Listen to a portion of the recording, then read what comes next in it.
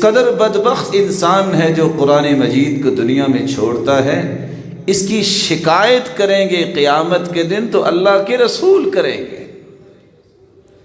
اے میرے رب ان قوم اتخذوا هذا القرآن مہجورا، میری قوم نے اس قرآن کو ترک کر دیا،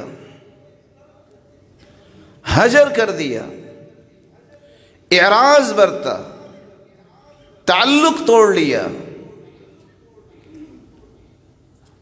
جس انسان کی شکایت محمد مصطفیٰ صلی اللہ علیہ وسلم کرے گے اس کا پھر بنے گا کیا؟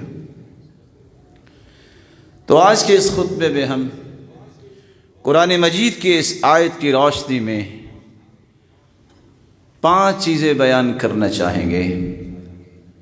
حجر کس کو کہتے ہیں اور حجر کی اقسام کون سی ہیں، اور قرآن مجید کو ترک کر دینا اور اس سے تعلق توڑ دینے کے نقصانات کیا ہیں، اور ایک مسلمان کو عام زندگی میں بھی کس کس رویے کو اختیار کرنا چاہیے کہ کہیں قیامت کو ان لوگوں کی صف میں نہ چلا جائے جن لوگوں کے بارے میں مقدمہ پیش کرنے والے خاتم النبیین محمد مصطفیٰ صلی اللہ علیہ وسلم۔ حجر کا مطلب ہوتا ہے تعلق توڑ لینا، حجر کا مطلب ہوتا ہے کسی چیز کو ترک کر دینا، حجر کا مطلب ہوتا ہے انسان کسی سے منہ پھیر لے۔ علماء امت بیان کرتے ہیں الحجر مفارقۃ الانسان غیرہ، جب انسان کسی سے جدا ہو جائے، الگ ہو جائے، اس سے کوئی واسطہ تعلق نہ رکھے، اس کو عربی زبان میں حجر کہتے ہیں۔ حجر کی بنیادی طور پر 6 قسمیں ہیں۔ قرآن مجید سے تعلق توڑ لینا حجر القرآن، حجر الرجل زوجتہ او نساء، کچھ زندگی کے ایسے فیزز بھی آتے ہیں کہ خامند کو اپنی بیوی سے تعلق توڑنا پڑتا ہے، یا طلاق کی شکل میں یا اس کی تربیت کرنے کے لیے کچھ دیر کے لیے۔ حجر الوالدین، تیسری قسم ہے کہ والدین کے ساتھ تعلق توڑ لینا۔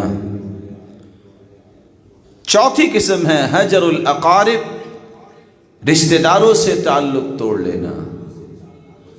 پانچویں قسم ہے حجر المسلمین، بعضهم بعضا، بعض مسلمان دوسرے مسلمانوں سے لا تعلق ہو جاتے ہیں۔ اور چھٹی حجر کی قسم ہے حجر اہل المعاصی والبدع والاہواء، گناہ پہ ڈٹ جانے والے اور بدعتی اور خواہشات کے غلام، ان سے تعلق توڑ لینا۔ یہ بنیادی طور پہ حجر کی 6 قسمیں ہیں جن کے اختصار کے ساتھ آج ہم سمجھنے کی کوشش کریں گے۔ قرآن مجید سے تعلق توڑنے کا معنی کیا ہے؟ امام مجاہد ابن جبر، امام النخعی رحمہم اللہ فرماتے ہیں القول السیء فی القرآن والزعم الباطل بأنه سحر او شعر او اساطیر الاولین۔ ایک حجر قرآن کا وہ ہے جو کافر کرتے تھے، مشرک کرتے تھے اور آج بھی کافر کرتے ہیں، قرآن کی بے حرمتی کرنا، قرآن کے بارے میں یہ تصور رکھنا کہ یہ شعر ہے، یہ جادو ہے، یہ تو پرانی باتیں ہیں، یہ کافروں کا رویہ رہا ہے اور مشرکوں کا رویہ رہا ہے۔ ابن زید بیان کرتے ہیں اور ابن جریر طبری رحمہم اللہ الاعراض والبعد عن القرآن وعدم سماعه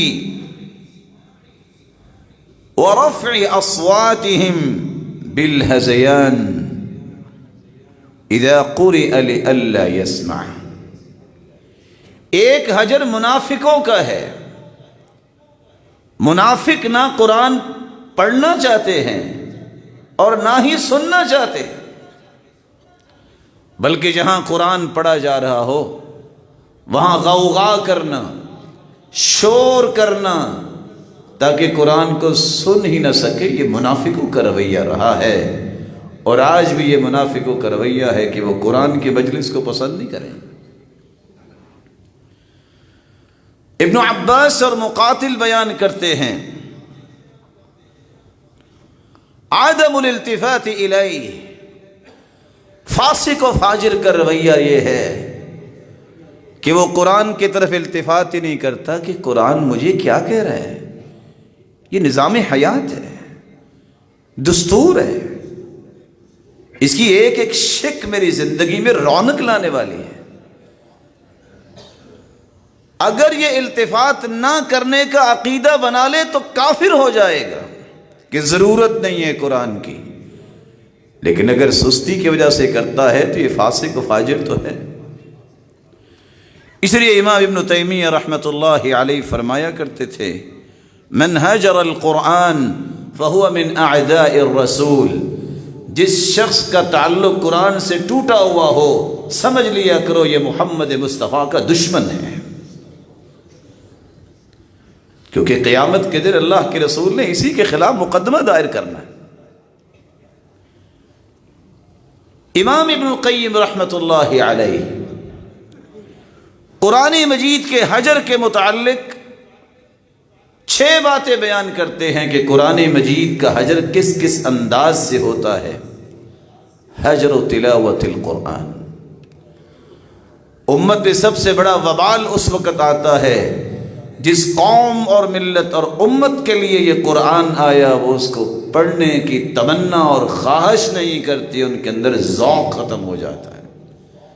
عمر بن عبدالعزیز رحمہ اللہ قرآن سن کے روتے اور لوگوں سے کہا کرتے تھے عالجوا قلوبکم، اپنے دلوں کا علاج کرواؤ، تم شعر سن کے روتے ہو، تمہارے تو دل بیمار ہیں، تمہیں رونا چاہیے اللہ کی کلام سن کے۔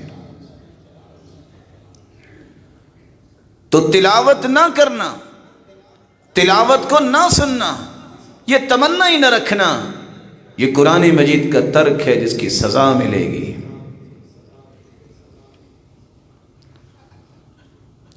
حجر سماعہ والایمان بہ، بعض لوگ والاصغاء الیہ، قرآن پڑھا بھی جا رہا ہو توجہ نہیں دیتے،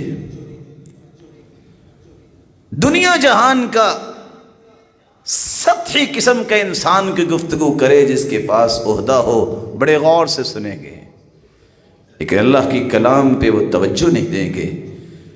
کاش کہ انہیں پتا ہو یہ کس کی کلام ہے، کلام الملوک ملوک الکلام، بادشاہوں کی کلام کلاموں کی بادشاہ ہوتی ہے، یہ اس رب تعالیٰ کی کلام ہے، اس پہ توجہ نہ دے، یہ بھی حجر ہے۔ حجر تدبرہ وفہمہ ومعرفة ما اراد المتکلم بہ منہ، قرآن مجید سے لا تعلقی کا تیسرا راستہ یہ ہے کیونکہ قرآن کو سمجھے ہی نہ۔ کس قدر انسان کی بدبختی ہے، دنیا کی معمولی معمولی چیزوں کی خاطر ایسی ایسی چیزوں کو یاد کرنا اور سمجھنا، اس پہ اپنی ذہانت اور فطانت کو خرچ کرتے ہیں چند ٹکوں کے پیچھے، جو زندگی میں ختم ہو جانے، لیکن اس نظام اور قانون کو سمجھنے کے لیے کوئی تیاری نہیں ہے کہ یہ اصل میں وہ چیز ہے جس کو سمجھنے سے میری زندگی سنور جائے گی، جس کو سمجھنے سے میری آخرت سنور جائے گی۔ نتیجہ یہ ہے کہ آج 500 ایڈیمز یاد کرنے والے، بی اے بیچلر کے امتحان دینے والے 1.5 فٹ لمبی سمریاں تو یاد کر لیتے ہیں، لیکن بدقسمتی یہ ہے کہ انہیں سورۃ الفاتحہ کا ترجمہ نہیں آتا۔ اللہ کی کلام زیادہ حق رکھتی ہے کہ اس کو سمجھا جائے۔ قرآن مجید کے حجر کا چوتھا طریقہ یہ ہے کہ ایک انسان حجر الاستشفاء به والتداوی به فی جمیع امراض القلوب وادوائها، جس قرآن کو رب تعالیٰ نے شفا بنا کے اتارا ہے، اور کہنے والا کون ہے؟ جس کی طرف سے بیماریاں آتی ہیں۔ کہنے والا کون ہے؟ جس جیسی بات کوئی سچی ہو ہی نہیں سکتی۔ وَتَمَّتْ كَلِمَةُ رَبِّكَ صِدْقًا وَعَدْلًا، صداقت و عدالت کی باتیں ساری مخلوق کی اکٹھی ہو جائے تو خالق کی صداقت کو پہنچ سکتی ہے؟ مخلوق میں سے کوئی زہر ڈال کے دے دے، دوائی بنا کے، تو وہ بھی کھا لیں گے۔ اعتماد ہے۔ خالق کہہ رہے ہیں ہم نے قرآن کو شفا بنایا ہے، اس پہ یقین نہیں، اس کے تجربے کرنے لگ جائیں گے، چلو پڑھ کے دیکھتے ہیں، اگر آرام آ گیا تو ٹھیک ہے۔ کبھی دنیا کے اندر ڈاکٹروں کی دوائی پہ بھی تجربے کیے؟ اور بس جی ہمیں تو نہیں نہ پتا کہ کیا ہوگا، ہم نے کون سا اللہ کو دیکھا ہے؟ 250 لوگ اپنی جانیں، اپنے بچوں کی جانیں، اور اپنا قیمتی سے قیمتی سامان ایک پائلٹ پہ اعتماد کرتے ہوئے جو نظر نہیں آ رہا ہوتا، اور شاید کہ کسی کو معلوم ہو، بسا اوقات وہ بیٹھا بھی نہیں ہوتا، وہ باہر آ جاتا ہے، سارے لوگ اپنی جانیں اس کے حوالے کر کے بیٹھے ہیں اعتماد سے۔ تمہیں پائلٹ نظر نہیں آتا، اس پہ اعتماد کرتے ہو، اور خالق پہ تمہیں اعتماد نہیں ہے۔ رسول اللہ صلی اللہ علیہ وآلہ وسلم نے یہی اعتماد ہی صحابہ کو دلایا تھا۔ حجر کی 5ویں قسم یہ ہے کہ ایک انسان قرآن مجید کے مطابق عمل کرنا چھوڑ دے۔ کہ ضابطہ اور قانون تو اس لیے ہوتا ہے کہ اس کو زندگی میں لاگو کیا جائے۔ اگر اس کو ضابطے کو لاگو ہی نہیں کرنا تو اس ضابطے کا فائدہ کیا ہوا؟ یہ تو میری اور آپ کی زندگی کی نوک پلک سیدھی کرنے کے لیے قانون آیا ہے، جس کو قانون ربانی کہتے ہیں۔ اور چھٹا گناہ جو ہے وہ قرآن مجید سے لا تعلقی کا، وہ لوگوں کی طرف سے ہوتا ہے۔ حجر تحکیمہ والتحاکم الیہ، جب بھی دنیا میں فیصلہ کرنے والے فیصلہ کرتے ہیں تو انہیں فیصلہ کرنے کی مسارات قرآن نے دی ہیں۔ یہ راستہ ہے فیصلے کا، تم نے قرآن کی روشنی میں فیصلہ کرنا، تم نے رسول اللہ صلی اللہ علیہ وسلم کے فرمان کی روشنی میں فیصلہ کرنا۔ اس لیے علماء کہا کرتے تھے ہر وہ شخص جو قرآن و سنت کے فیصلے سے دوڑ جائے، قرآن و سنت کے فیصلے کو پسند نہ کرے، بناوٹی فیصلوں کو لاگو کرنا چاہے، قرآن نے 3 آیتیں اتاری ہیں، وَمَن لَّمْ يَحْكُم بِمَا أَنزَلَ اللَّهُ فَأُولَٰئِكَ هُمُ الْكَافِرُونَ فاسقون ظالمون۔ یہ ظالم بھی ہیں، فاسق اور فاجر بھی ہیں، اور کفر دون کفر، یہ کفر کا بھی ارتکاب کرتے ہیں۔ اللہ تعالیٰ نے تو روئے زمین پہ حالات کو بہتر بنانے کے لیے قانون یہ دیا ہے، اس کو ہی تو نافذ کرنا۔ اللہ عز و جلال ہم سب کو توفیق سے نوازے کہ ہم ان 6 قسم کے اعراض اور تعلق سے اپنے آپ کو محفوظ رکھیں۔ اس لیے قرآن مجید نے قرآن مجید سے تعلق توڑنے کی کچھ سزائیں پیش کی ہیں۔ وَمَنْ أَظْلَمُ مِمَّنْ ذُكِّرَ بِآيَاتِ رَبِّهِ فَأَعْرَضَ عَنْهَا وَنَسِيَ مَا قَدَّمَتْ يَدَاهُ إِنَّا جَعَلْنَا عَلَى قُلُوبِهِمْ أَكِنَّةً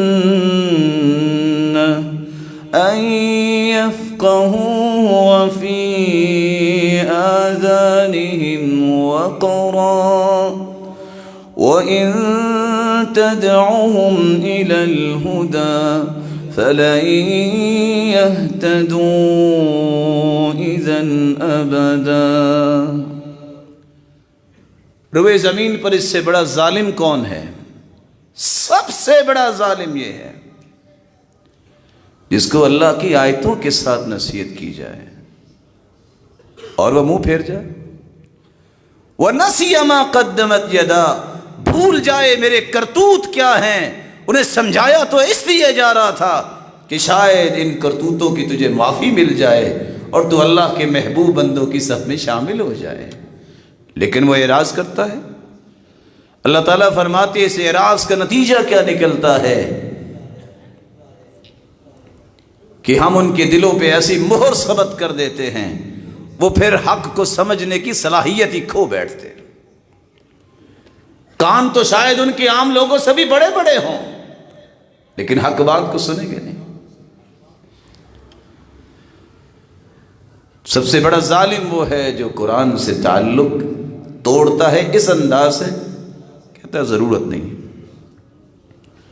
اور ساتھ ہی اللہ تعالیٰ نے ایک دوسری سزا بھی پیش کر دی، وَمَنْ أَعْرَضَ عَنْ ذِكْرِي فَإِنَّ لَهُ مَعِيشَةً ضَنكًا وَنَحْشُرُهُ يَوْمَ الْقِيَامَةِ أَعْمَى قَالَ رَبِّ لِمَ حَشَرْتَنِي أَعْمَى وَقَدْ كُنْتُ بَصِيرًا قَالَ كَذَلِكَ أَتَتْكَ آيَاتُنَا فَنَسِيتَهَا وَكَذَلِكَ الْيَوْمَ تُنْسَى۔ آج کسی کی آنکھ میں درد ہو، تکلیف ہو، اسے پٹی باندھنی پڑے، اس سے پوچھو کہ اس آنکھ کی قدر و قیمت کیا ہے۔ اللہ عز و جلال فرماتے ہیں جو اس قرآن سے اعراض کرتا ہے دنیا میں اس کی آنکھیں جتنی بھی خوبصورت ہوں گی اس کو اندھا کر کے ہم اٹھائیں گے اور وہ کہے گا یا رب، اے میرے رب، لما حشرتنی اعمی وقد كنت بصیرا، اللہ دنیا میں تو میری آنکھیں تھی، مجھے اندھا کیوں کیا گیا؟ كذلك قد اتتك آیاتنا فنسیتها، اللہ فرمائیں گے تیرے پاس بھی تو ہماری نشانیاں آئیں، تم نے بھی تو اندھوں جیسا ہی اس کے ساتھ رویہ رکھا نا، پڑھا ہی نہیں تھا، دیکھا ہی نہیں تھا، مانا ہی نہیں تھا، آج اسی کے بدلہ تجھے دیا جا رہا ہے۔ امام ابن کثیر رحمۃ اللہ علیہ فرماتے ہیں یہ وہ بدبخت ہے جو آنکھیں بند کر لیتا ہے قرآن سے، زندگی کی آخری رمق تک لا طمأنینہ، اس بندے کو کبھی بھی اطمینان نہیں ملے گا۔ یہ دنیا کی سزا یہ ہے، دنیا میں جو کچھ بھی لے لے لیکن زندگی کی آخری سانس تک اسے چین نہیں آئے گا۔ اور دوسری سزا اس کو یہ ملے گی، زندگی کے آخری سانس تک یہ ہدایت یافتہ نہیں بنے گا، نہ اس کو یقین کی نعمت نصیب ہوگی، ہمیشہ یہ متردد رہے گا، شک میں رہے گا۔ اور اس سے بدترین زندگی کیا ہے کہ ایک انسان کے پاس سب کچھ ہو اور اسے زندگی میں چین ہی نہ ہو۔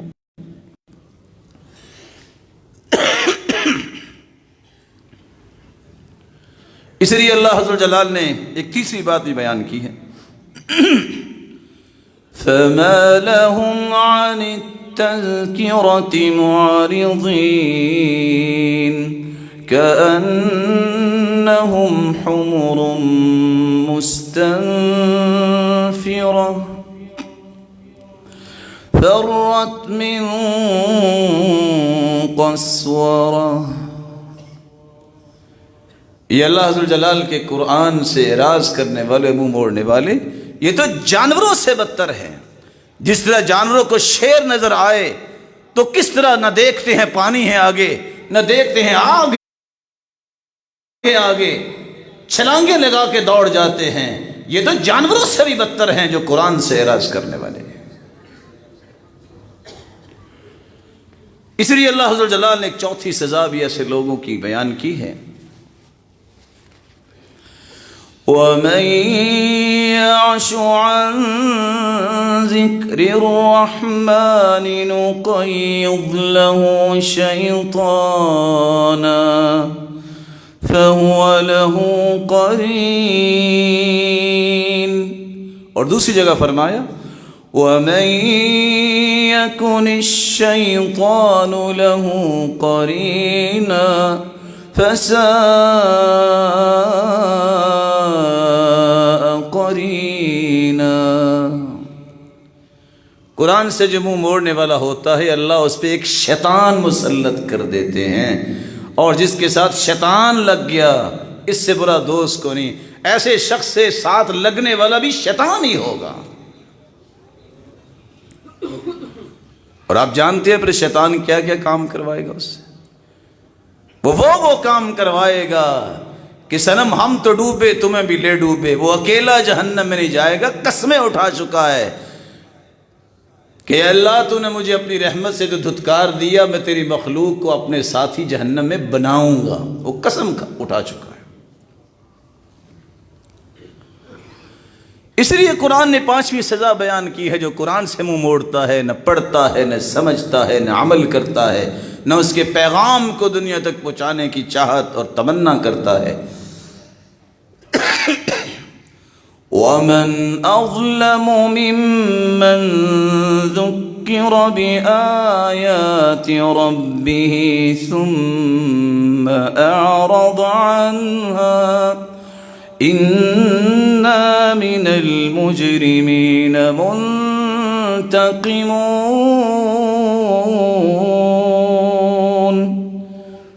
جس نے قرآن سے منہ موڑ لیا، قرآن کہتا ہے یہ مجرم ہے۔ افنجعل المسلمین کالمجرمین، مسلمان اس کو کہتے ہیں الاستسلام، مان گیا ہوں یہ اللہ کا کلام ہے، میں اس سے رہنمائی لوں گا۔ قرآن کہتا ہے مسلمانوں کو اور مجرموں کو ایک جیسا بدلہ دیں گے، ان کو برابر کر دیں، ایسا نہیں ہو سکتا۔ یہ صرف مجرم نہیں، انا من المجرمین منتقمون، ہم ان سے انتقام بھی لیں گے۔ دو چیزیں، مجرم تو ہے ہی ہیں، ان سے انتقام اللہ دنیا میں بھی لے گی اور آخرت میں بھی لے گی۔ اور اللہ عز و جلال نے ایک چھٹی بات بھی بیان کر دی، فَإِنْ أَعْرَضُوا فَقُلْ أَنذَرْتُكُمْ صَاعِقَةً مِثْلَ صَاعِقَةِ عَادٍ وَثَمُودَ۔ اگر یہ اعراض کر لیں گے تو یہ یاد رکھیں، ان کو کہہ دو کہ جس طرح عادیوں سمودیوں نے اپنی طاقت پہ ناز کیا تھا، کہتے تھے لو ہوا ہمیں کچھ کہہ سکتی، ہاتھوں میں ہاتھ ڈال کے کھڑے ہو گئے، اتنے قداور۔ اللہ تعالیٰ نے ہوا بھیجی اور ایک قوم پہ فرشتے کو بھیجا، اس نے چیخ ماری، ان کے کلیجے پھٹ گئے، اور ہوا آئی جو پتھروں کو کرید کر انہوں نے جاب الصخر بالواد، جو انہوں نے محلات تیار کیے تھے، ہوا نکال کے انہیں مارتی تھی، کأنہم اعجاز نخل خاویہ، جو اپنی طاقت پہ مان کرنے والے تھے ان کی لاشیں اس طرح پڑی تھی جیسے کھجور کے تنے پڑے ہوتے ہیں۔ اللہ سے زور آزمائی نہیں کرتے، اللہ عز و جلال کے نظام سے طاقت آزمائی نہیں کرتے۔ وہ بہت بڑا بادشاہ ہے، وہ بہت بڑا بادشاہ ہے، وَمَا يَعْلَمُ جُنُودَ رَبِّكَ إِلَّا هُوَ، اس کے لشکر اتنے ہیں کہ میری اور آپ کی عقل وہاں تک سفر نہیں کر سکتی۔ یہ دیکھیں، کوئی فوج نہیں بھیجی اللہ تعالیٰ نے، فرشتے نہیں بھیجے، ایک وائرس بھیجا ہے، پوری دنیا جیم ہو چکی ہے، کسی کی سمجھ میں نہیں آ رہا۔ وہ آج اتفاق سے میں رپورٹ پڑھ رہا تھا کہ ابھی تک اس کے 4000 فیزز آ چکے ہیں، اور ڈاکٹرز کو سمجھ نہیں آ رہی کہ کیا سے کیا ہو رہا ہے۔ یہ دنیا کی حقیقت ہے۔ کاش اس بات کو ہی امت سمجھ جائے اور اللہ کی طرف لوٹ کے اور پلٹ کے آ جائے۔ اللہ تعالیٰ نے اس لیے ایک اور سزا بھی بیان کی ہے۔ دنیا میں تو اعراض انسان کرتا ہے، قیامت کو بھی کچھ ہونے والا ہے اس کے ساتھ۔ وَيَوْمَ يَعَضُّ الظَّالِمُ عَلَى يَدَيْهِ يَقُولُ يَا لَيْتَنِي اتَّخَذْتُ مَعَ الرَّسُولِ سَبِيلًا لَقَدْ أَضَلَّنِي عَنِ الذِّكْرِ وَيَوْمَ يَعَضُّ الظَّالِمُ عَلَى يَدَيْهِ يَقُولُ يَا لَيْتَنِي اتَّخَذْتُ مَعَ الرَّسُولِ سَبِيلًا يَا وَيْلَتَى لَيْتَنِي لَمْ أَتَّخِذْ فُلَانًا خَلِيلًا لقد أضلني عن الذكر بعد إذ جاءني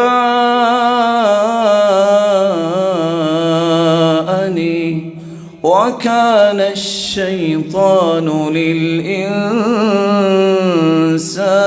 خذولا۔ دنیا میں ظلم کرنے والا، یہ ظالم جو سمجھتا ہے میرے جسم میں طاقت بہت ہے، جو سمجھتا ہے میرے تعلق اور واسطے بہت ہیں، پوری کائنات کے سامنے اپنے ہاتھوں کو کاٹے گا، کہے گا اس وقت جو کہا کام نہیں آئے گا، یا لیتنی اتخذت مع الرسول سبیلا، کاش میں نے اللہ کے رسول کی بات مانی ہوتی، یا ویلتا، ہائے میری بربادی، لیکن اس وقت یہ کام نہیں آئے گا۔ لم اتخذ فلانا خلیلا، میں کاش میری بربادی میں دنیا میں فلاں کو دوست نہ بناتا، اسے تعلق نہ رکھتا۔ لقد اضلنی عن الذکر بعد اذ جاءنی، میرے پاس تو اللہ کا قرآن آ چکا تھا، اس قرآن کے آ جانے کے بعد دوست نے مجھے قرآن سے دور کر دیا، اس تعلق نے مجھ سے دور کر دیا۔ وَكَانَ الشَّيْطَانُ لِلْإِنسَانِ خَذُولًا، اور قرآن کہتا ہے شیطان تو ذلیل ہی کرنے والا ہے۔ بات دوست کی ہو رہی تھی، شیطان کہاں سے آ گیا؟ جو تعلق، جو دوستی تمہیں قرآن کے حکم سے دور کرتی ہے وہ شیطان ہی ہوتا ہے، جس کا اظہار زبانیں کریں گی اور اس وقت اظہار قیامت کو کیا ہوا کوئی کام نہیں آئے گا۔ اور اسی کے بارے میں اللہ کے رسول صلی اللہ علیہ وسلم شکایت کریں گے۔ وقال الرسول يا رب إن قوم اتخذوا هذا القرآن مهجورا، اللہ کے پیغمبر فرمائیں گے اے میرے رب، آج ان لوگوں کا مقدمہ میں آپ کی عدالت میں پیش کرنے آیا ہوں جن کی رشد و ہدایت کے لیے تو نے قرآن مجھ پہ اتارا۔ یہ وہ لوگ ہیں جنہوں نے تیرے قرآن سے اعراض کیا، اور جس کا مقدمہ جو ہے رسول اللہ صلی اللہ علیہ وسلم پیش کریں گے، اس کے بعد پھر کیا ہونے والا ہے۔ اللہ مجھے اور آپ کو اور ہماری اولادوں کو بھی محفوظ فرمائے۔ رسول اللہ صلی اللہ علیہ وسلم نے اس لیے فرمایا تھا، صحیح الجامع کی روایت ہے 4443، اور سلسلہ صحیحہ کی روایت ہے 2019، القرآن شافع مشفع وماحل مصدق، من جعله امامه قاده الى الجنہ ومن جعله خلفه ساقه الى النار۔ یہ قرآن سفارشی بنے گا، جس کی قرآن نے سفارش کر دی اس کی قبول کی جائے گی، جس نے اس کو دنیا میں پیشوا مانا یہ قرآن ہی اسے لے کے جنت چلا جائے گا، جس نے اس قرآن کو نہ مانا یہ قرآن ہی مخالفت میں گواہی دے گا، اور قرآن ہی اس کا سبب بنے گا کہ چلو اس کو جہنم کی آگ میں جھونک دیا جائے۔ وَمَن يُعْرِضْ عَن ذِكْرِ رَبِّهِ يَسْلُكْهُ عَذَابًا صَعَدًا، اس قرآن سے جو اعراض کرتا ہے، اس قرآن سے اعراض کرنے والا جو ہے وہ عذاب ایسے ایسے جھیلے گا کہ جو انسان کی سوچ سے باہر ہے۔ زدناہم عذابا فوق العذاب، عذاب پہ عذاب ایسے لوگوں کو دیے جائیں گے. مفسرین الفاظ نقل کرتے ہیں زیدوا اقارب، حکم ہوگا ان پہ بچھو چھوڑ دو. انیابها کالنخل الطوال، بچھو کیسے؟ اس کے حجم کی بات نہیں ہوئی، اس بچھو کا ڈنگ کتنا ہوگا کالنخل الطوال، جتنا کھجور کا تنا ہوتا ہے. نسأل اللہ السلامۃ منہ. اللہ ذو الجلال ہمیں محفوظ فرمائے. اس لیے صحابی کو کہا تھا 40 دن میں قرآن پڑھ لیا کرو. کہا میں اور پڑھنا چاہتا ہوں، فرمایا 30 دن میں پڑھ لو. کہا نہیں میں اور پڑھنا چاہتا ہوں، فرمایا 25 دن میں پڑھ لو. کرتے کرتے 20 15 10 7. کہا میری اور بھی تمنا ہے، فرمایا 3 دن میں پڑھ لیا کرو. رمضانی مسلمان صرف رمضان کو قرآن کھولتے ہیں. یہ دنیا کی کمائی کو روزانہ چیک کر کے سوتے ہیں. آج روکڑ کیا تھی؟ جس چیز کی ذمہ داری اللہ نے لی ہوئی ہے اس کے بارے میں اچھلنا کودنا اور مچلنا اور کہنا کہ میں کما رہا ہوں، یہ تیرا رب تجھے دے رہا ہے. یہ بھول جس دن ختم ہو گئی اس دن تو کامیاب ہو گیا. جو کہتا ہے کہ میری 10 انگلیاں کماتی ہیں، جن کے ہاتھ کٹے ہوتے ہیں وہ بھی کھا کے سوتے ہیں. یہ گمنڈ ہی تمہیں مروا دے گا کہ میرے پاس پیسہ بہت ہے. قارون سے زیادہ تیرے پاس پیسہ نہیں ہے. اللہ نے قارون کو بھی زمین میں دھنسا دیا اور اس کے خزانوں کو بھی دھنسا دیا. اس لیے سب سے بڑی دولت یہ ہے کہ جس کے پاس قرآن ہو، اس کی تلاوت کرتا ہو، اسے سمجھتا ہو، اس پہ عمل کرتا ہو، اس کے پیغام کو دنیا کے کونے کونے تک پہنچانے کے لیے تڑپتا نظر آئے. کس طرح میں اس پیغام کو عام کر سکتا ہوں، کیسے میں اپنی صلاحیتیں اس کے لیے وقف کر سکتا ہوں. اللہ میری اور آپ کی اولاد اور نسل کو اس کی توفیق سے نوازے. اعراض کی دوسری قسم، بسا اوقات تعلق توڑنا پڑتا ہے بیوی سے. شریعت نے اس بات کا حکم دیا ہے وعاشروہن بالمعروف، عورتوں کے ساتھ اچھا رویہ برتو، حسن معاشرت کرو. معمولی معمولی بات ہو جائے تو گھر نہ توڑو. معمولی بات کو بڑے بڑے پہاڑ نہ بناؤ. لا تکبر الحرج، چھوٹی سی بات کو پہاڑ بنا کے گھر توڑ دینا، اس سے شیطان خوش ہوتا ہے، رحمان خوش نہیں ہوتا. لیکن شریعت نے ساتھ یہ بھی کہہ دیا بجائے اس کے کہ تم بیوی پہ ظلم کرو، ما ضرب رسول اللہ صلی اللہ علیہ وسلم خادما ولا امرأة قط. پوری زندگی اللہ کے رسول نے اپنی بیویوں میں سے کسی بیوی کو مارا نہیں ہے. یہ بھی سنت ہے. باقی سنتوں سے محبت ہے تو اس سنت سے بھی غور کرنا چاہیے کہ ایک عورت جو اپنے گھر سے آئی ہے، آج اس کے بہن بھائی نہیں، وہ اکیلی ہو یا اس کے بہن بھائی ہوں، اس نظریے سے ظلم کیا جائے مجھے کون پوچھنے والا ہے؟ تیرا رب تجھے پوچھنے والا ہے. یاد رکھنا دنیا میں کو پوچھے گا تو کتنا کو پوچھے گا، لیکن قیامت کو اگر پوچھو گی تو من نوقش الحساب فقد عذب، اگر پڑتال ہوگی نا ان کھاتوں کی کہ تم نے کیا کیا کیا ہے تو عذاب سے نہیں بچ سکے. لیکن قرآن نے یہ کہہ دیا اگر تم دیکھتے ہو وَإِنْ خِفْتُمْ شِقَاقَ بَيْنِهِمَا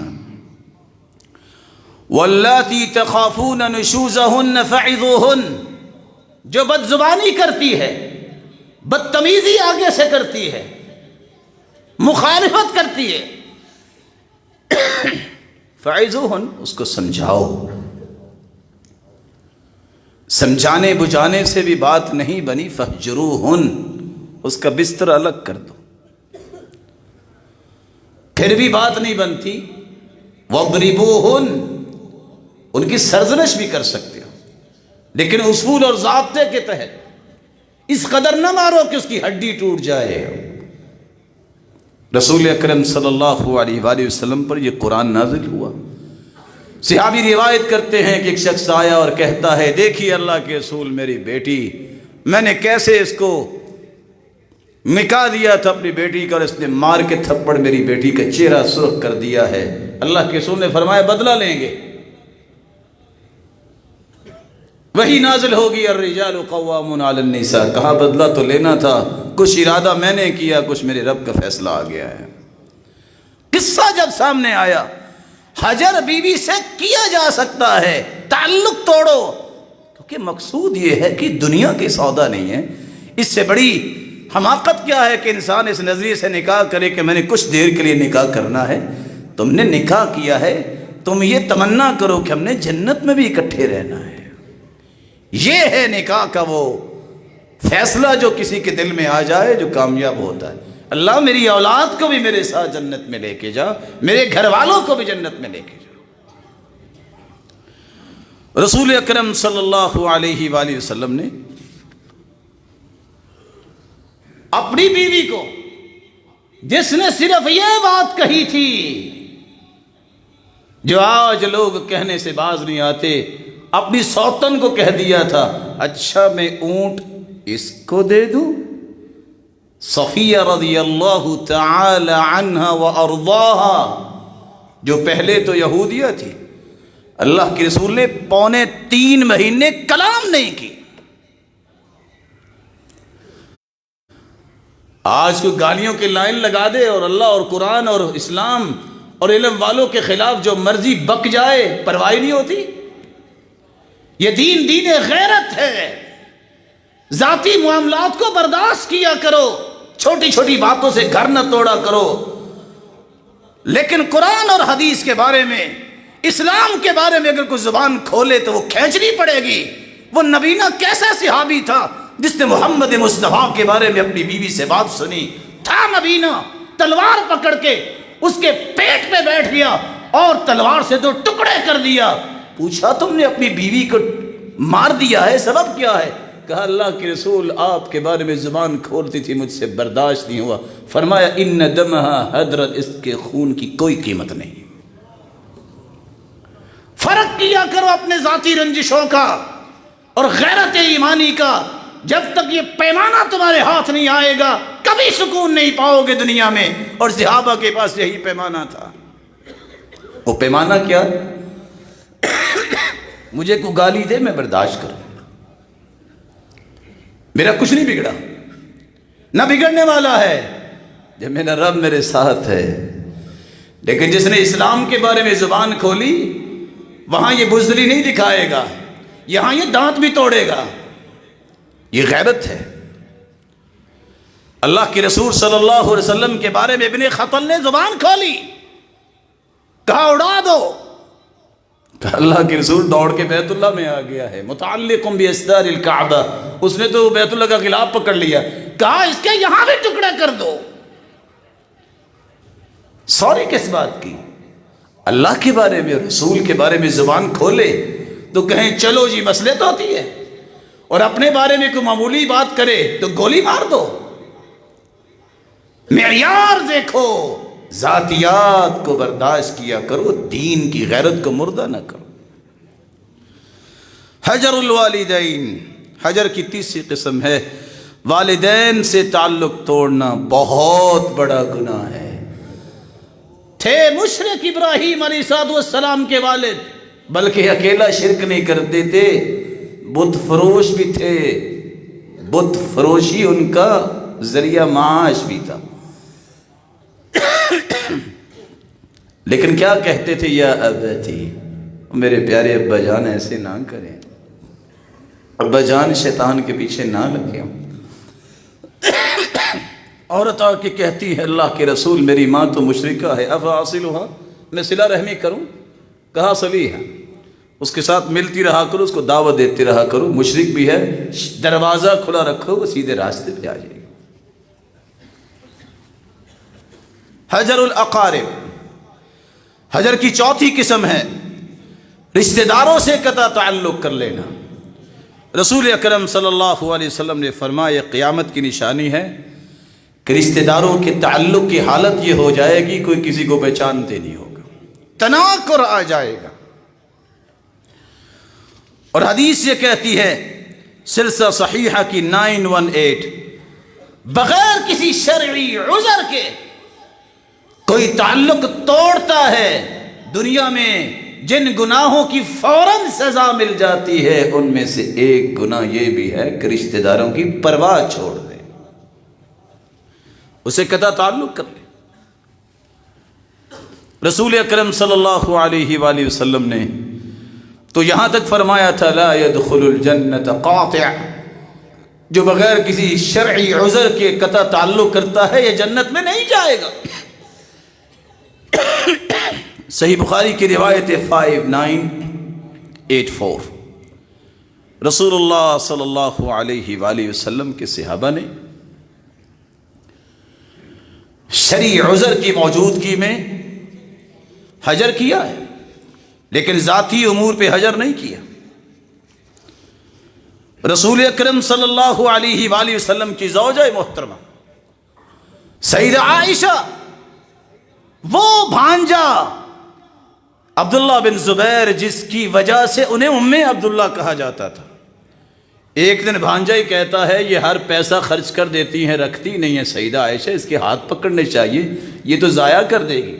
سیدہ عائشہ فرماتی ہے تیری جرت کیسے ہوئی ہے صدقے سے مجھے روکنے کی، میں زندگی میں تجھ سے بات نہیں کروں گی۔ 6 مہینے تک بات نہیں کی۔ آج ہم اس لیے تعلق توڑتے ہیں فلاں نے رشتہ نہیں دیا۔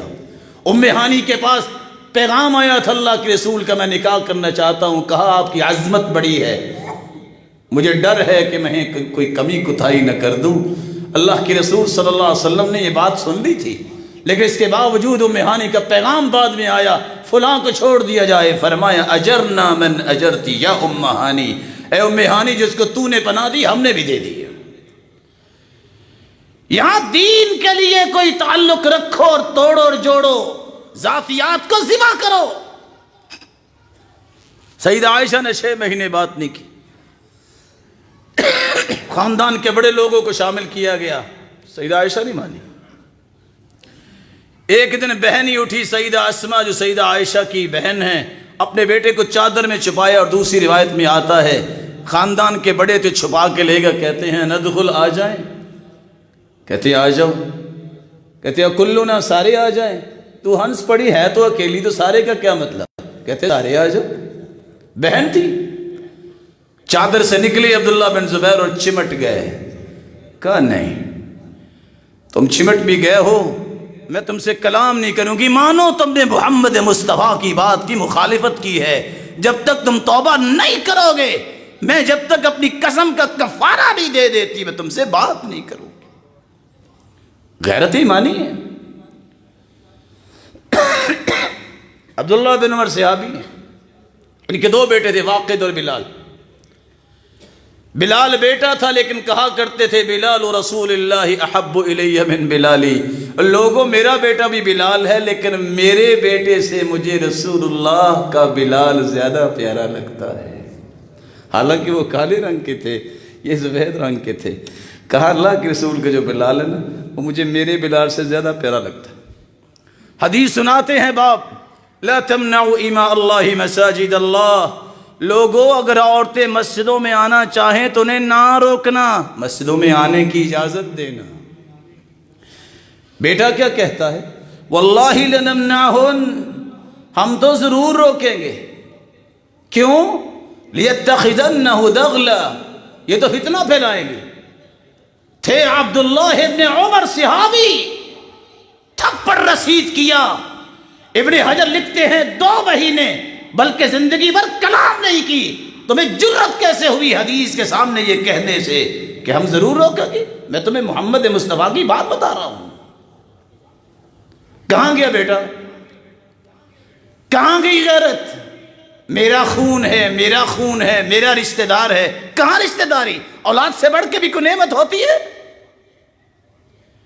معیار بدلیے، غیرت دینی کو زندہ کیجئے۔ رسول اکرم صلی اللہ علیہ وآلہ وسلم کے صحابہ کی حالت یہ تھی۔ رسول اکرم صلی اللہ علیہ وسلم کے صحابہ صرف دین کے فیصلے کیا کرتے تھے۔ رسول اکرم صلی اللہ علیہ وسلم کا انداز دیکھیے، كان اذا اطلع على احد من اهل بيته كذب كذبة لم يزل عنه معرضا حتى يحدث منه توبة۔ اللہ کے رسول کو پتہ چل جاتا کہ فلاں نے جھوٹ بولا ہے، جب تک توبہ نہ کروا لیتے اسے بات نہیں کرتے تھے۔ ہم کہتے ہو بچے جھوٹ بولتے ہی ہوتے ہیں، پھر دعوے چھوڑ دو نا کہ میں محمد مصطفیٰ کا بڑا ہی محب ہوں، دعوے چھوڑ دو نا، دعوے کی تو رب دلیل لے گا۔ محمد مصطفیٰ سے بڑھ کے نرمی والا تو کوئی نہیں تھا۔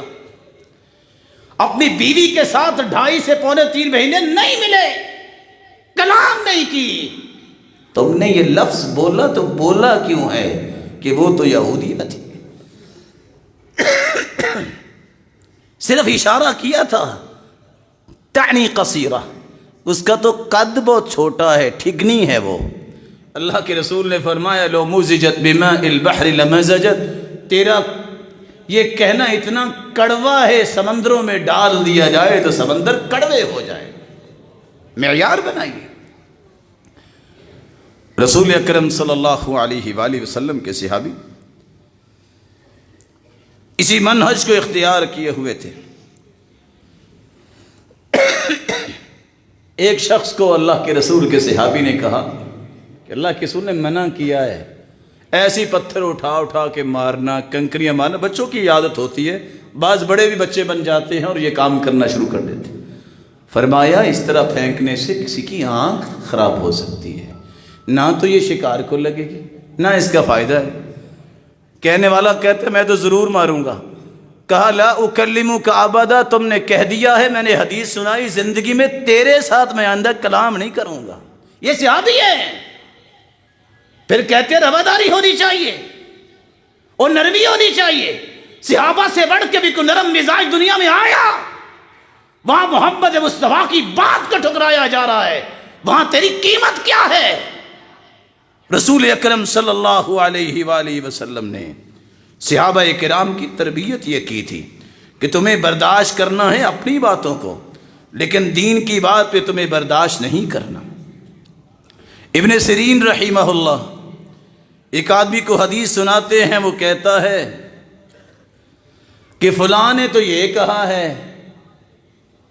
ابن سیرین کہتے ہیں لا اکلمک ابدا، میں نے اللہ کے رسول کی بات پیش کی ہے، تم کہتے فلاں کہتے ہیں، فلاں کون ہے؟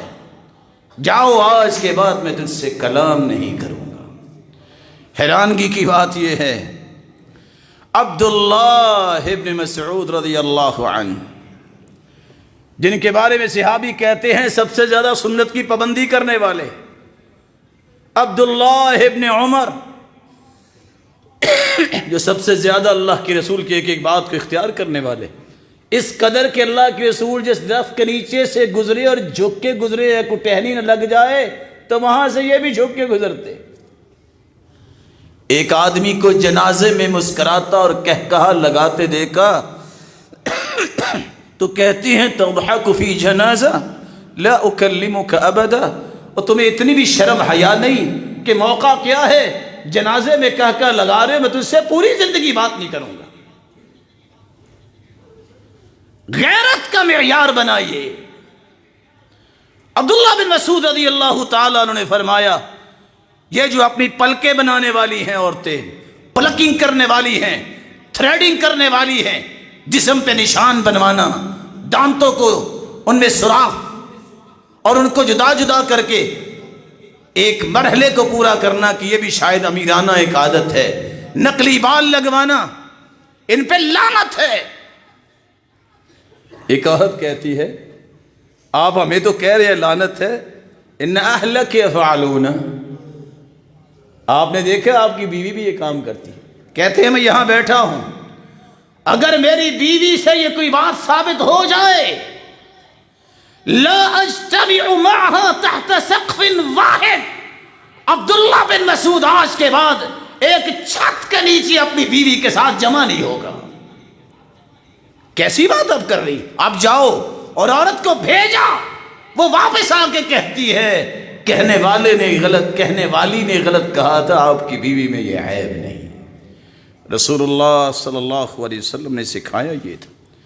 سعد رضی اللہ تعالیٰ عنہ کی بات آپ سن چکے ہیں اس سے پہلے۔ ماں نے کہا دین چھوڑ دو وگرنہ میں بھوکی مر جاؤں گی۔ کہا ماں ایسا نہ کرنا، میں دین نہیں چھوڑ سکتا۔ کہا تم جاؤ گے راستے میں لوگ کہیں گے یا قاتل امہ، او ماں کے قاتل کہاں جا رہے ہو؟ لوگ تجھے تانا دیا کریں گے۔ سعد نے جب دیکھا کہ ماں سمجھنے والی تو نہیں ہے، اٹھے اور آ کے کہتے ہیں یا اماں، او میری ماں، لو ان لک 100 نفس تخرج امامی نفسا نفسا، ایک جان اللہ نے آپ کو دی ہے نا، اگر 100 جانیں بھی اللہ دے دے، تخرج امامی نفسا نفسا، ایک ایک کر کے ساری جانیں نکل جائیں تو میں برداشت کر لوں گا میری ماں، میں دین نہیں چھوڑ سکتا۔ معیار بدلیے، اللہ یہ معیار ہمارے اندر پیدا فرما اور اپنے ذاتی امور میں برداشت کرنے والے بنے اور دین کی غیرت کے لیے اپنی غیرت کو زندہ رکھنے والے بنے۔ وآخر دعوانا الحمدللہ۔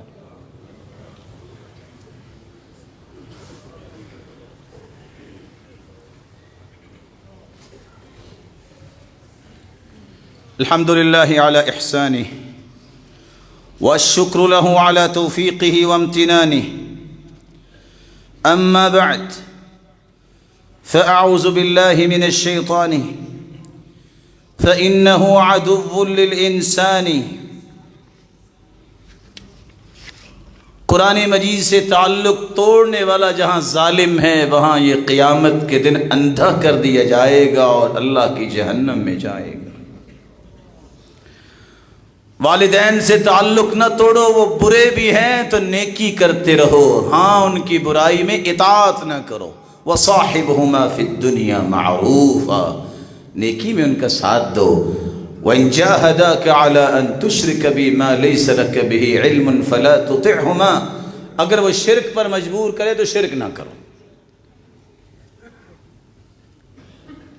زوجین میں سے بیوی کے ساتھ اچھا برتاؤ کرنے کا حکم ہے، لیکن اگر حالت یہاں تک پہنچ جائے کہ دین میں خلل آ رہا ہے تو پھر اس سے جدائی اختیار کی جا سکتی ہے، لیکن ظلم نہ کرو، ظلم کا بدلہ تمہیں چکانا پڑے گا۔ وہ راستہ اختیار کرو جو شریعت نے راستہ دیا ہے، تعلق توڑو، بستر الگ کرو، نئی بات بن رہی طلاق دے دو۔ اللہ کے رسول صلی اللہ علیہ وسلم نے بھی تو ایسا کیا تھا، صحابہ نے بھی تو ایسا کیا تھا، یہ راستہ رکھا ہے، نئی بات بن رہی جدائی اختیار کرو۔ رشتہ داروں سے اچھا برتاؤ کرو، رزق کی چابی ہے، زندگی کی برکت کی نشانی ہے، رشتہ داروں سے اچھا برتاؤ کرو، لیکن کب؟ جب وہ اللہ عز وجل کے دین پہ ہیں ان کے اوپر جان چھڑکا دو، لیکن اللہ کے دین کے دشمن ہیں ان کی پرواہ نہ کرو۔ مصعب بن عمیر رضی اللہ تعالی عنہ یہ صحابی ہیں، عمیر رضی اللہ تعالی عنہ جب گزرے تو بھائی کی مشکیں باندھی ہوئی تھی، صحابہ نے کہا ذرا اس کو کس کے باندھنا۔ بھائی بول کے کہتا ہے کچھ خیال کرو، میں تیرا بھائی ہوں، خون ہوں۔ کہتا ہے تو محمد مصطفیٰ کے نہیں تم میرے بھی نہیں، مشکیں اس کی کس کے باندھو، اس کی ماں بڑی امیر ہے، بڑا ہدیہ دے گی۔ اور اگر وہ برائی پہ ڈٹ جائے تو پھر وہی رویہ اختیار کرو جو صحابہ کرام نے اختیار کیا۔ بیٹا کہتا ہے اپنے باپ سے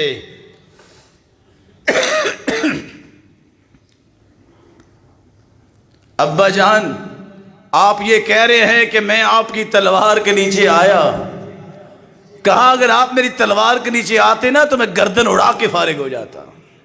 محمد مصطفیٰ کی مخالفت کرنے والا میرا پیارا نہیں ہو سکتا۔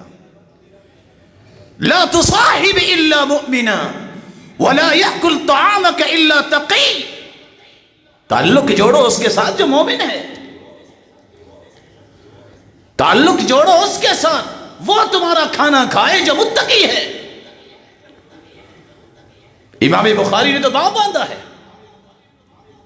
اہل الریب والفساد، ایسے لوگ جو فسادی قسم کے، ان کو گھروں سے نکال دو، اور دلائل لے کے آئے ہیں۔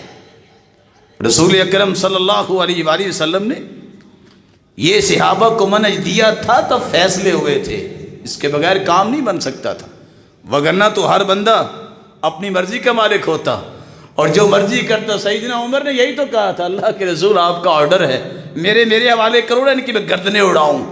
آپ اپنے رشتہ داروں کی گردنیں اڑائیں, فیصلہ یہی ہے.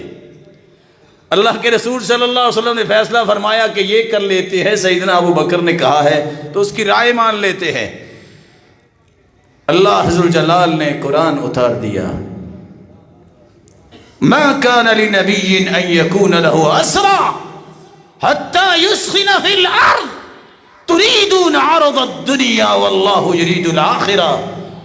اللہ کے رسول فرماتے عمر تیری بات رب کو پسند آئی ہے, اگر اللہ کی رحمت نہ ہوتی تو یہ عذاب ہم تک پہنچ جاتا. وفي الشر نجاة اذ لا ينجيك احسان.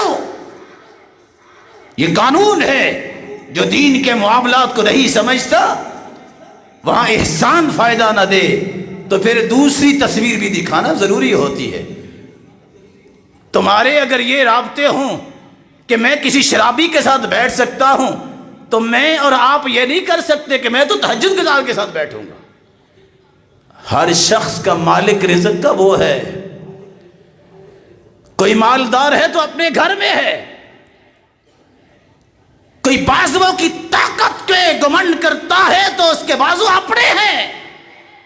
اس کو یہ پتہ ہی نہیں ہے کہ رب تعالیٰ کی قوتیں اور طاقتیں کتنی ہیں. جب اللہ عز و جلال کے دین کے لیے تم کھڑے ہوگے پھر قومیں بنتی ہیں, پھر معاشرے سدھرتے ہیں. یہی تو مصیبت ہے. اللہ کے رسول نے فرمایا جب اسامہ سفارش لے کے آئے, اللہ کے رسول بڑے خاندان کی بیٹی ہے, اس کا ہاتھ نہ کاٹنا, چوری کر لیے.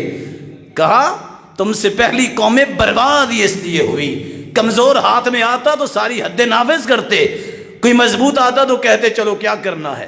لو ان فاطمہ بنت محمد سرقت لقطعت یدہا. میری بیٹی فاطمہ بھی اگر چوری کرتی تو میں اس کا ہاتھ بھی کاٹ کے رکھ دیتا. رسول اللہ صلی اللہ علیہ وسلم نے ساتھ یہ فرمایا بلو ارحامکم ولو بالسلام. اپنے رشتہ داروں کے ساتھ سلام کیے, گنجائش باقی رکھو کہ دعوت دیتے رہو, لیکن یہ قانون یاد رکھنا ہوگا. علماء امت کہتے ہیں حجت قائم کرو, سمجھاؤ, دلائل دو. حجت قائم کرنے کے بعد یہ دیکھنا ہوگا کہ حجر کرنے سے نقصان زیادہ ہوتا ہے یا کم ہوتا ہے. وہاں مصلحت دینی کو سامنے رکھا جائے گا. اگر حجر سے نقصان زیادہ ہو تو خاموشی اختیار کرو, یہ بھی حجر ہے. رسول اکرم صلی اللہ علیہ وآلہ وسلم نے جو چھٹا پہلو بیان کیا اور آخری بات ہماری ہے بدعتیوں کے ساتھ تعلق توڑنا. اہل بدعت جو رسول اکرم صلی اللہ علیہ وسلم کی مخالفت کرنے والے ہیں. مخالفت کیسے؟ اللہ کی رسول نے جو بات کہی نہیں, جو دین کا حصہ نہیں, وہ کہتے ہیں یہ بھی دین ہے. امام مالک سچ کہا کرتے تھے, جو کہتا ہے کہ یہ دین کا حصہ ہے اور دین میں نہ ہو وہ کہنا یہ چاہتا ہے ظالم کہ اللہ کے رسول نے رسالت پہنچانے میں خیانت کی ہے. نعوذ باللہ من ذلک. آج اس کو پتہ چلا ہے کہ یہ بھی دین ہے.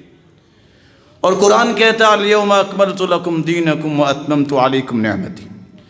فضیل ابن عیاض کہا کرتے تھے من جلس مع صاحب بدعہ, جو بدعتی کے ساتھ بیٹھتا ہے لم یعط الحکمہ, اسے کبھی حکمت نہیں ملتی. حسن بصری کہا کرتے تھے بدعتیوں کے ساتھ نہ بیٹھا کرو فإنہ یمرض قلبک, تمہارے دل کو مریض کر دیں گے. اور جو شخص ابو سعید الخدری کہا کرتے تھے جو بدعتی کے ساتھ بیٹھتا ہے اللہ عز و جلال اپنی حفاظت واپس لے لیتے ہیں, اس کو اس کے حوالے کر دیتے ہیں. ابو قلابہ کہتے ہیں ان کے ساتھ نہ بیٹھا کرو, جب تم ان کے ساتھ بیٹھو گے تمہیں اپنے جیسے گمراہ کر لیں گے. عبداللہ بن مبارک کہا کرتے تھے کہ بیٹھنا بھی ہے کسی مسکین کے ساتھ بیٹھ سو, بدعتی کے ساتھ نہ بیٹھو. اور جو کسی بدعتی کو عزت دیتا ہے من وقر صاحب بدعہ فقد اعانہ علی ہدم الاسلام, جو کسی بدعتی کو عزت دیتا ہے اس نے اسلام کو گرانے میں مدد کی ہے. فضیل ابن عیاض کہا کرتے تھے من احب صاحب بدعہ, جو کسی بدعتی سے محبت کرتا ہے احبط اللہ عملہ, اللہ اس کے اعمال کو ضائع کر دیتا ہے. وَأَخْرَجَ نُورَ الْإِسْلَامِ مِنْ قَلْبِي, اور اسلام کی روشنی اس کے دل سے نکال دیتا ہے۔ بلکہ فضیل بن عیاض کہا کرتے تھے جو بدعتی کو اپنی بیٹی کا نکاح دے دیتا ہے فقد قطع رحمہا، اس نے اپنی بیٹی کے ساتھ صلہ رحمی نے کی، قطع رحمی کی ہے۔ شیخ ابن باز رحمۃ اللہ علیہ اس لیے فرمایا کرتے تھے وَلَا يُتَّخَذُ جَلِيسًا، کبھی بدعتی کے ساتھ نہ بیٹھو، وَلَا صَاحِبًا، دوست نہ اسے بنایا جائے، وَلَا تُجَابُ لَهُ الدَّعْوَةِ، وہ دعوت بھی دے کھانے کی اس کی قبول نہ کرو، إِلَى وَلِيمَةٍ حَتَّى يُعْلَمَ بَشَاعَةُ مَا فَعَلَ، حتیٰ کہ یہ سمجھ آئے کہ میں اللہ کے رسول کی مخالفت کرتا ہوں، مجھے باز آ جانا چاہیے۔ اللہ عز و جلال سے دعا ہے اللہ عز و جلال قرآن کی سچی محبت نصیب فرمائے اور قرآن کی روشنی میں زندگی کے زاویوں اور رویوں کو درست کرنے کی توفیق عطا فرمائے۔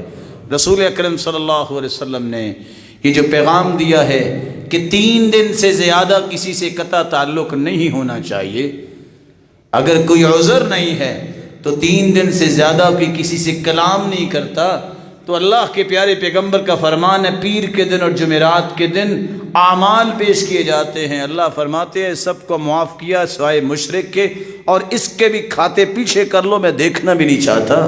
کیوں؟ حتی یصطلح او یفیء، جب تک یہ صلح نہ کر لیں اور اپنی محبت میں واپس نہ آ جائے، میں ان کے نام اعمال کو دیکھنا بھی نہیں چاہتا۔ اس لیے کوئی عذر نہ ہو تو پھر کبھی بھی یہ سنگین غلطی نہیں کرنی چاہیے، کلام محبت قائم رہنی چاہیے۔